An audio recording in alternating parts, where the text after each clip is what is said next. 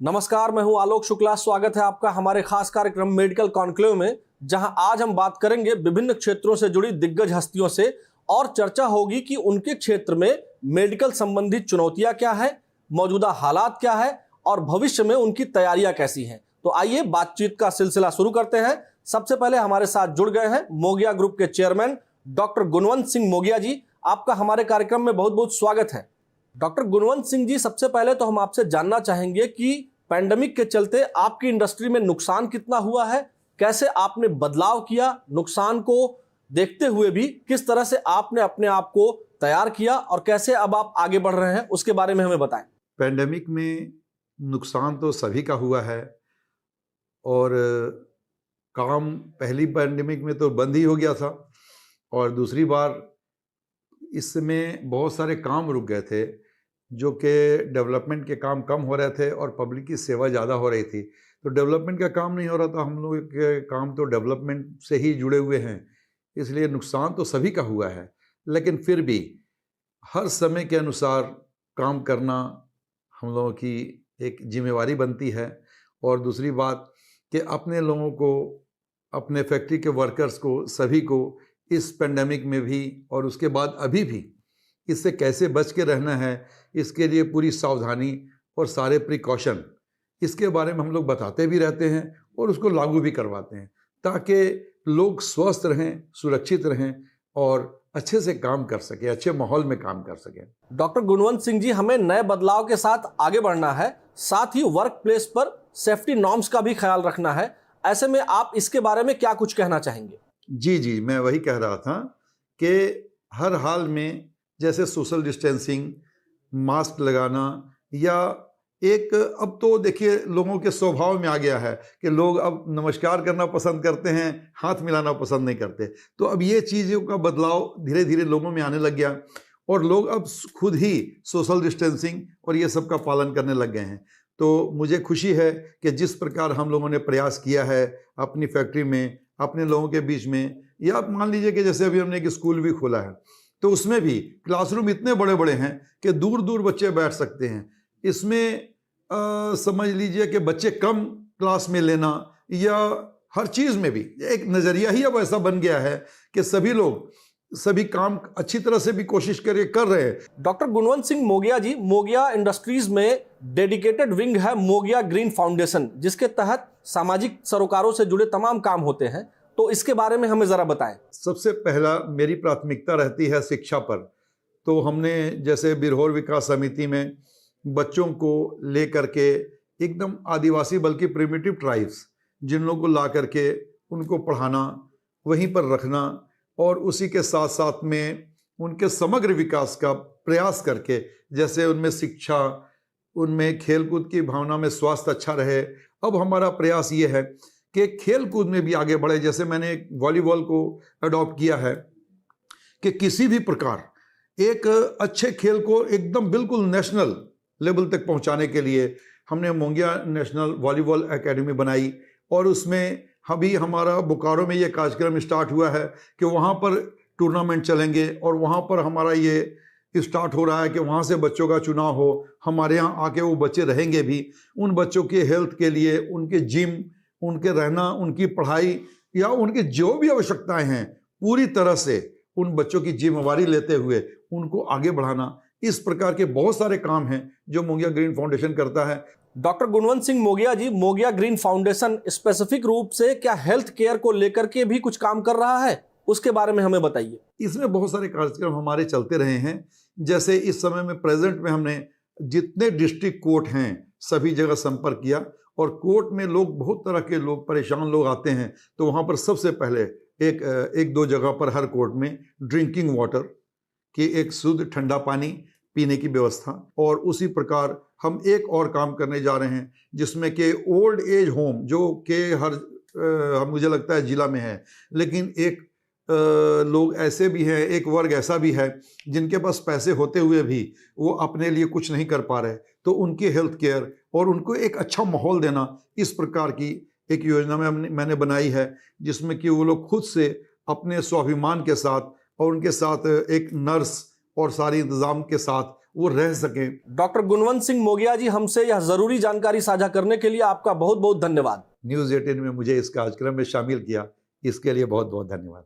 इसी के साथ हमारे साथ जुड़ गए हैं सीमांचल इंफ्रा पैनोरमा ग्रुप के सीएमडी संजीव मिश्रा जी, जो हेल्थ सेक्टर में भी काफी महत्वपूर्ण काम कर रहे हैं, अपना योगदान दे रहे हैं। सबसे पहले आपका बहुत बहुत स्वागत है संजीव मिश्रा जी हमारे कार्यक्रम में। बहुत बहुत धन्यवाद। संजीव मिश्रा जी, आप रियल एस्टेट सेक्टर से बिलोंग करते हैं, ऐसे में हेल्थ सेक्टर में जब आपने कदम रखा है तो आपकी क्या प्राथमिकताएं हैं? देखिए, मैं रियल एस्टेट में काम कर रहा हूँ। मेरा मेन बिजनेस रियल एस्टेट का ही है। बिल्डिंग बनाना, मॉल्स बनाना, मार्केट बनाना। और जहाँ तक मैं समझ पा रहा हूँ कि चूँकि रियल एस्टेट में हमारी एक्सपर्टीज है तो कंस्ट्रक्शन हमने बड़ा किया है। और कहीं ना कहीं ये हॉस्पिटल जो एक रियल एस्टेट का एक पार्ट है, चूँकि इंफ्रास्ट्रक्चर की ज़रूरत होती है, डेवलपमेंट की ज़रूरत होती है, उसको डेकोरेशन करना है, बिल्डिंग बनाना है, इंफ्रास्ट्रक्चर क्रिएट करना है, तो हमारा एक पार्ट था। और हमें स्कूल, यहाँ हॉस्पिटल खोलना था गांव में। और हम चाह रहे हैं कि एक मल्टी स्पेशलिटी में जो हॉस्पिटल में जो भी व्यवस्था रहता है वो सारी चीज़ें हम अपने गांव में, अपने छातापुर में, रामपुर में दें, ताकि वहाँ के आसपास के लोगों को लैब लेबोरेटरी के लिए कहीं बाहर नहीं जाना पड़े, अल्ट्रासाउंड एक्सरे के लिए कहीं बाहर नहीं जाना पड़े। हमारा ही है, सिटी स्कैन है, जनरल फिजिशियन, ENT, जो भी एक मल्टी स्पेशलिटी हॉस्पिटल में होता है, वो सारा चीज़ हम अपने हॉस्पिटल में देने का प्रयास कर रहे हैं। संजीव मिश्रा जी, आपके इस हॉस्पिटल में कौन सी विशेष सुविधाएं हैं, खासकर आर्थिक रूप से कमजोर मरीजों के मद्देनजर? जनरली देखते हैं कि लैब में, टेस्ट में या कोई भी किसी तरह का हम रिपोर्ट बाहर से कलेक्ट करते हैं, उसमें कहीं न कहीं हायर प्राइस इसलिए होता है कि कहीं न कहीं डॉक्टर या हॉस्पिटल का उसमें अपना कुछ कमीशन बोले या जो भी बोले, वो चीज़ हम अपने यहाँ नहीं रखेंगे। क्योंकि हमारे यहाँ इन हाउस सारी फैसिलिटी रहेगी, हॉस्पिटल का खुद का रहेगा, तो उसमें मिनिमम पैसे में हम लोगों का टेस्ट कर पाएंगे। और एक खास बात हमने जो डॉक्टर से, अपने टीम से जो हम काम कर रहे हैं उनको बताया है कि आफ्टर डेथ, ये हमने उनसे एक कमिटमेंट लिया है कि आफ्टर डेथ चूँकि हॉस्पिटल खोलेंगे तो आपके पास कैजुअलिटी भी होगी, घटना दुर्घटना होगी, तो आफ्टर डेथ किसी से पैसा क्लेम नहीं करना है। एक हम ये चीज़ अपने हॉस्पिटल में रखेंगे। संजीव जी, एक अच्छा हॉस्पिटल अच्छे डॉक्टर्स से बनता है, ऐसे में आपके यहाँ कौन कौन से डॉक्टर्स हैं, जरा इसके बारे में हमें बताएं। जो हमारी बातचीत, जो हमारे कंसल्टेंट हैं बाहर से, हमने उनको बोला है कि हमें कुछ एक्स्ट्रा पे करना पड़े, मार्केट रेट से कुछ अलग पे करना पड़े, तो हम देने के लिए तैयार हैं, उसमें कहीं कोताही नहीं करेंगे। लेकिन हमको जो डॉक्टर्स का टीम चाहिए वो बेहतर से बेहतर हो, ताकि सही और सटीक इलाज कर पाएँ। तुक्का वाला काम नहीं करें कि 5 मेडिसिन दे दिया, कहीं न कहीं एक सूट करेगा, वो वाला काम नहीं करना है। और ख़ास करके हमने एक चीज़ बताया है कि पहले डायग्नोसिस करना है, कि सबसे पहले हम चीज़ों को देखें कि आखिर डिजीज़ क्या है। जब तक डायग्नोसिस नहीं होता है तब तक हम ट्रीटमेंट स्टार्ट नहीं करें, या SOS है वो हम कर सकते हैं, लेकिन ट्रीटमेंट तभी स्टार्ट होगा जब हम बीमारी को पकड़ लें कि हाँ बीमारी क्या है। संजीव जी, आप अपने हॉस्पिटल में कौन सी नई तकनीक लेकर आएंगे जिससे तमाम जो मरीज आपके यहाँ आए उनको फायदा मिले? देखिए, मैं आपको पहले भी बता चुका हूँ कि जो हमारी हॉस्पिटल की शुरुआत होगी उसमें एक तो लेटेस्ट इक्विपमेंट लगाएंगे, अच्छे डॉक्टर्स को लाएंगे, और एकदम फी जो होगा हमारा बहुत ही नॉमिनल होगा। और ख़ास करके जो जांच की प्रक्रिया है, जितना ज़रूरत है उतना ही हम टेस्ट करवाएंगे, जितना मेडिसिन की ज़रूरत है उतना ही मेडिसिन देंगे। हमारे टेस्ट पे, हमारे लैब में, हमारे रेडियोलॉजी में किसी तरह का कमीशन नहीं होगा, किसी तरह का हम कमीशन नहीं लेंगे, तो ऑब्वियस है कस्टमर का, पेशेंट का बर्डन कम होगा उसमें, और बेहतर से बेहतर इलाज करने का हम लोग कोशिश करेंगे। संजीव मिश्रा जी, आपने हॉस्पिटल खोलने का प्लान बनाया है और साथ ही पूर्णिया में भी एक हॉस्पिटल खोलने का आपका प्लान है, जरा इसके बारे में हमें बताएं। देखिए, पूर्णिया में मैं ज़मीन ले चुका हूँ और यहाँ भी हॉस्पिटल मेरा स्टार्ट बहुत जल्दी होने वाला है। लेकिन यहाँ क्या है कि वहाँ जो मैं छातापुर में खोल रहा हूँ वहाँ फुल्ली हम लोग इंगेज होकर के उसमें इंटरेस्ट लेके चलाएंगे। लेकिन यहाँ जो हॉस्पिटल बना रहे हैं वो हम डॉक्टर्स के लिए बना रहे हैं, उनको या तो हम लीज पे देंगे या उनको हम सेल करेंगे। संजीव मिश्रा जी, हमारे खास कार्यक्रम में जुड़ने के लिए और अपने विचार साझा करने के लिए आपका बहुत बहुत धन्यवाद। आपका भी बहुत बहुत धन्यवाद। हमारी इस खास बातचीत का सिलसिला यूं ही जारी रहेगा। फिलहाल वक्त हो चला है एक छोटे से ब्रेक का। देखते रहिए मेडिकल कॉन्क्लेव।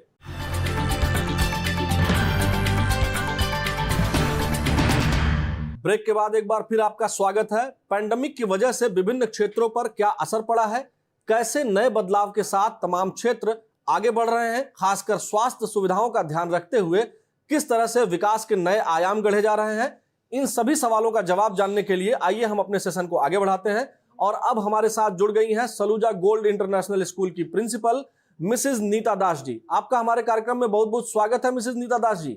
नमस्कार। नीता दास जी, विभिन्न क्षेत्रों में पैंडेमिक का असर पड़ा है, ऐसे में एजुकेशन सेक्टर पर पैंडेमिक का क्या असर हुआ है उसके बारे में हमें बताइए। पैंडेमिक के वजह से शिक्षा के इस क्षेत्र में बिल्कुल प्रभाव पड़ा है, बट फिर भी हमारे शिक्षक और शिक्षिका जितने भी हैं, इन्होंने कमर कस के शिक्षा प्रति को आगे बढ़ाते हुए वर्चुअल प्लेटफॉर्म का साथ लिया और वर्चुअल प्लेटफॉर्म के द्वारा बच्चों को बखूबी शिक्षा देने के प्रयास में कामयाब रहे।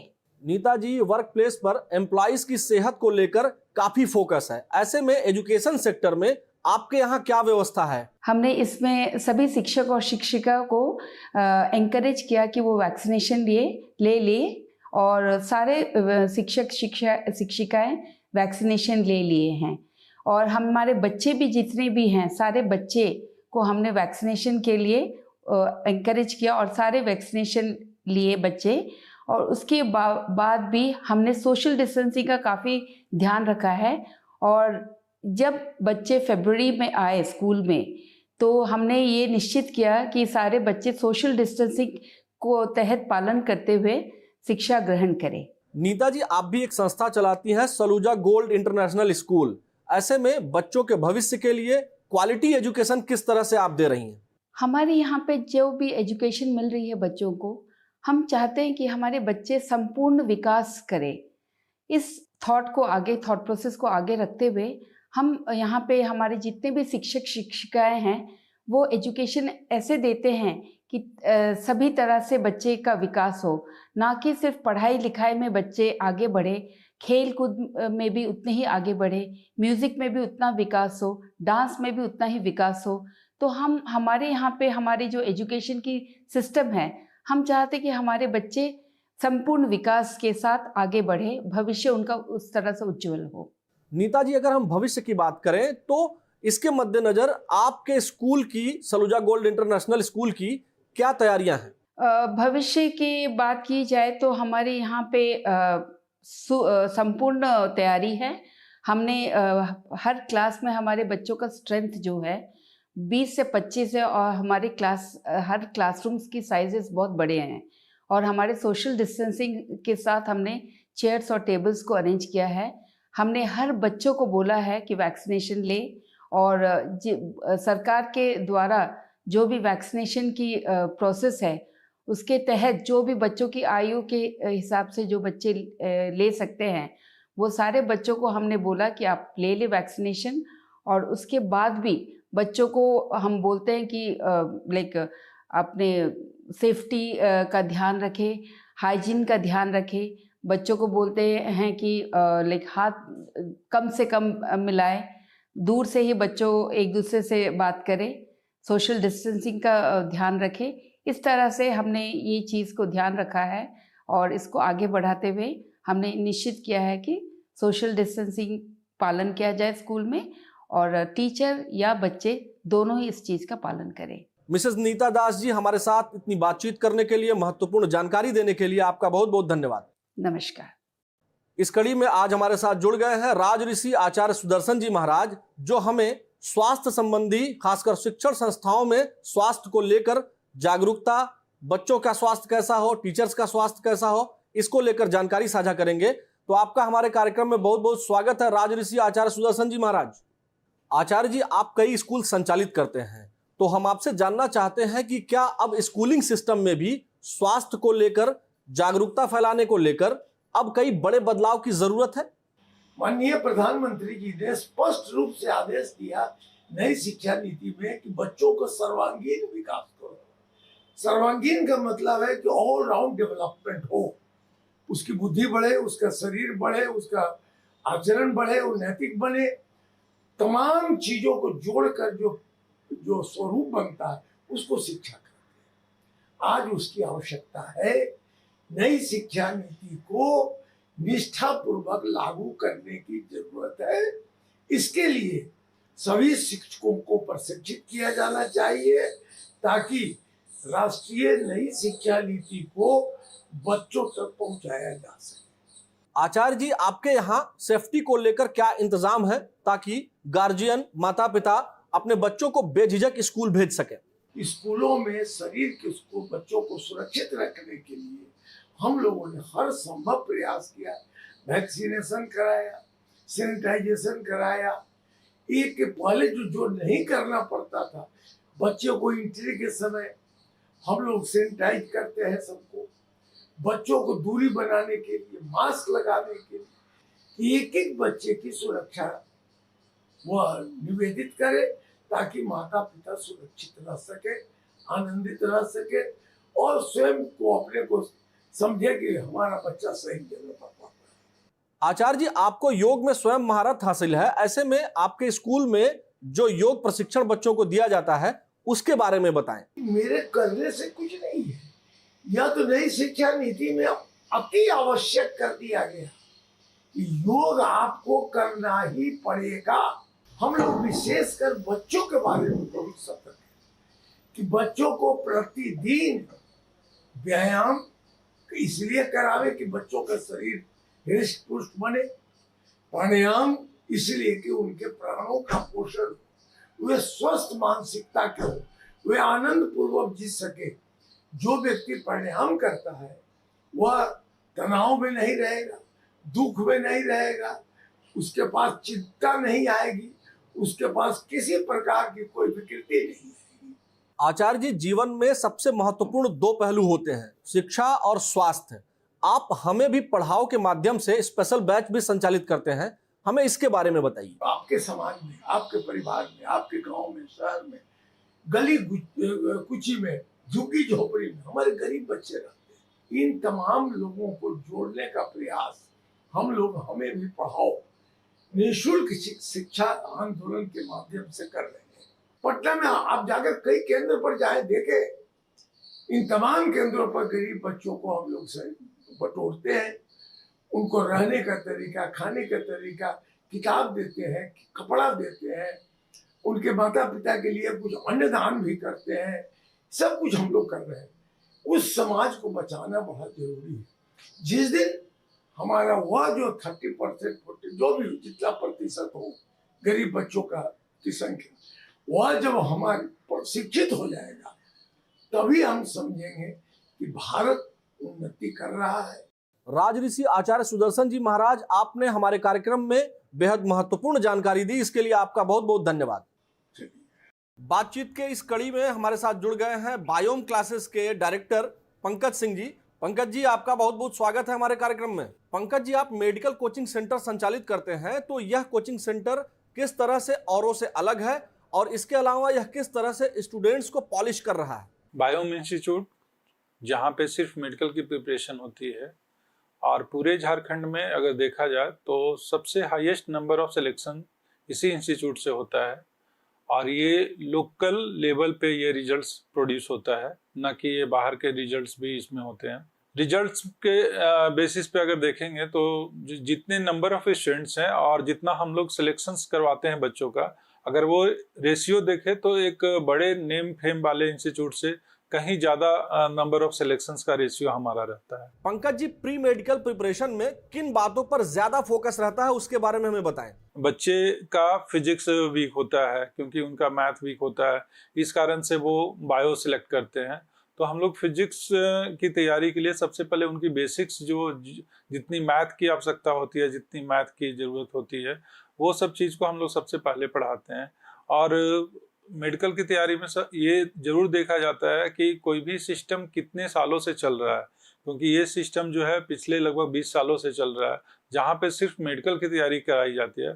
तो हमें एक पैटर्न पता होता है और एक टीचर्स को भी पैटर्न पता होता है कि किस लेवल के क्वेश्चंस बच्चों को करवाना चाहिए और किस लेवल के क्वेश्चंस को नहीं करवाना चाहिए। पंकज जी, आप उन पेरेंट्स को क्या कहना चाहेंगे जो बच्चों के लिए कोचिंग सेंटर की तलाश करते हैं और कभी कभी कंफ्यूज भी रहते हैं, उनको आप क्या कहना चाहेंगे? आप जो होर्डिंग देखते हैं या पेपर में ऐड देखते हैं, वो पूरे ऑल इंडिया का रिजल्ट्स उसमें रहता है। तो ऐसे आप डिसाइड नहीं कर पाएंगे कि वो बच्चा वो रांची सेंटर में पढ़ा या पटना में पढ़ा या दिल्ली में पढ़ा, ये क्लियर ही नहीं होता है, या कोटा में पढ़ा। लेकिन हमारा सेंटर क्योंकि सिर्फ रांची में है, तो टीचर्स हमारे जो है वो रांची में पढ़ाए उन बच्चे को, उन्हीं का रिजल्ट हमारे यहाँ से पब्लिश होता है। दूसरा ये है कि अगर पेरेंट्स चाहे तो उनको लोकली जो भी बच्चे जो रिम्स में या फिर MGM या जमशेदपुर धनबाद में या फिर हजारीबाग वगैरह मेडिकल कॉलेज में है, तो आप उनसे भी अगर कोई नोन बच्चे हों तो आप उनसे भी बात करके देख सकते हैं कि उनके कॉलेज में सबसे ज़्यादा बच्चे किस कोचिंग से आते हैं। तो ऐसे भी वो पेरेंट्स जो है वो डिसाइड कर सकते हैं कि हमें किस कोचिंग में जाना चाहिए। पंकज जी, पोस्ट कोविड पढ़ाने के तरीके में क्या बदलाव आए हैं और क्लासेस जो चल रही हैं उनमें क्या अपग्रेडेशन हुआ है आपके यहाँ? कोविड के बाद जो एजुकेशन सिस्टम है उसमें बहुत सारी चेंजिंग आई है, जिनमें खास करके बच्चे का रुझान जो है वो ऑनलाइन प्लेटफॉर्म की तरफ भी ज़्यादा हुआ है। तो हमारे यहाँ पे भी जब 2000 में लॉकडाउन हुआ था पहली बार, उस समय ही हमने लगभग 8 से 10 स्टूडियो बनवाया, जहाँ से हमारा ऑफलाइन और ऑनलाइन क्लास दोनों ही लाइव होता है, और बच्चे चाहे तो वो ऑफलाइन में भी बैठ के कर सकते हैं। उसके लिए हमारा प्लेटफॉर्म रेडी रहता है। तो हमने बहुत सारी चेंजिंग की है, प्लेटफॉर्म चेंज किया, बच्चे को PDF का सुविधा दिया गया, बच्चे का कोई क्लास छूट जाता है तो उसके लिए हम लोग ऑनलाइन उन्हें उसका लेक्चर प्रोवाइड करते हैं। इस तरह से हमने ऑनलाइन में बहुत सारा काम किया है। अगर आप रांची में देखें तो सबसे ज़्यादा नंबर ऑफ स्मार्ट बोर्ड से या फिर लैब स्टूडियो अगर देखते हैं तो आपको बायोम में ही मिलेगा। पंकज जी, आपने हमारे कार्यक्रम में जुड़कर महत्वपूर्ण जानकारी दी, इसके लिए आपका बहुत बहुत धन्यवाद। मेडिकल कॉन्क्लेव के इस अनूठे मंच के जरिए आपको भी तमाम जानकारी मिली होगी। आशा है आपको भी इससे बहुत लाभ मिला होगा। अब हमें दीजिए इजाजत। नमस्कार।